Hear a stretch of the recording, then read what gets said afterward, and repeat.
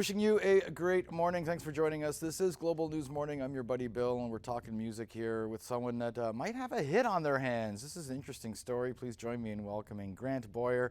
The song you might have heard on the radio is called Alarm Bells, a great video as well. Good morning, sir. How are you? Hey, Bill. I'm great. How are you doing? Doing great. I'm just looking at the latest media-based active rock chart here. You're sitting just below the Tea Party, just above Metallica with the single. Yeah. How you feeling? I mean, no, I don't know. That's insane. It's insane. It's just like, it doesn't feel real. So, I don't know. So it's just, Grant, just hopefully everything just. You're supposed to go on about how great the single is and how hard you worked on it and things like that. So go. Well, I mean, yeah, we did. We worked our butts off on it, and we're just really excited to see it doing so well so far, and we're just hoping it can continue to rise, and just trying to enjoy all the momentum as it's coming. So yeah, I don't know. It's just still doesn't really feel real. It doesn't feel real talking to you, Bill, like that. I'm kind of glad that I'm in my own home. I think I'd probably be pooping my pants a little bit more if I was actually face to face with you for real. My head is pounding and I woke up on the floor. Alarm bells are sounding and my landlord's at the door. Drank all the rent again, drunk dialed my girlfriend.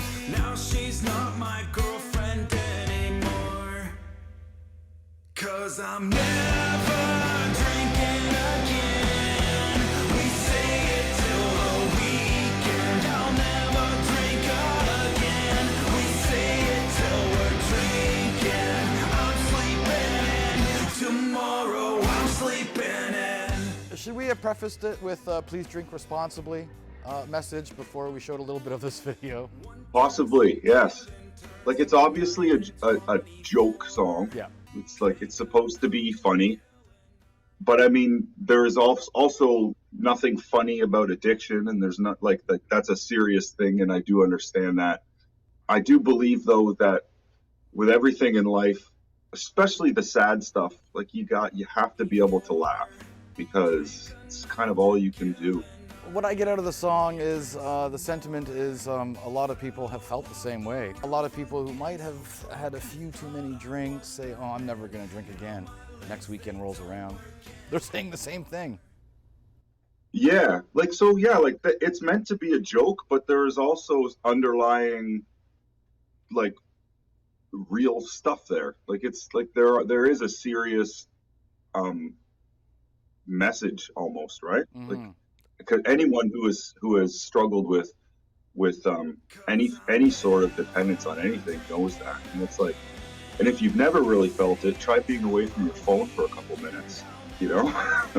We all have something. So are people getting the song that way, or are people just turning it on and listening to it and going, oh, I like the song, it's got a great beat? I've had people from the party side of it just like, yeah, man, I love it, like, yeah, never drink it again till the weekend. Yeah. And then I've had people on the other side who are actually like recovered party animals that go to AA and stuff like that, and they said, man, this song really talks to me, like, thank you. I've had even people who say their kids love it because it talks about sleeping in. And the kids don't like waking up in the morning. I'm sleeping in. Tomorrow I'm sleeping. It was a song that was originally written as a joke, and it kind of accidentally hit a lot of chords along the way. It relates to a lot of people, and that was not on purpose at all. It was just a joke, man. The Bare Naked Ladies in their early days didn't want to be perceived as a joke band. You know, especially Stephen Page. Some of the album tracks were pretty dark in some cases. Yeah. And they are great songwriters, of course, but they didn't want to be confused as being a comedy band or a comedy troupe. They're a rock band is what they wanted people to know them as. Is there any worry on your end that people are looking at you as a funny, humorous singer-songwriter? I wouldn't say that I'm worried about it. I mean, I've always enjoyed making people laugh.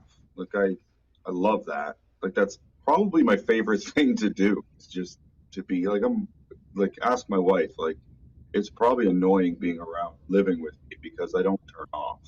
And it's so I wouldn't say that I'm worried about that.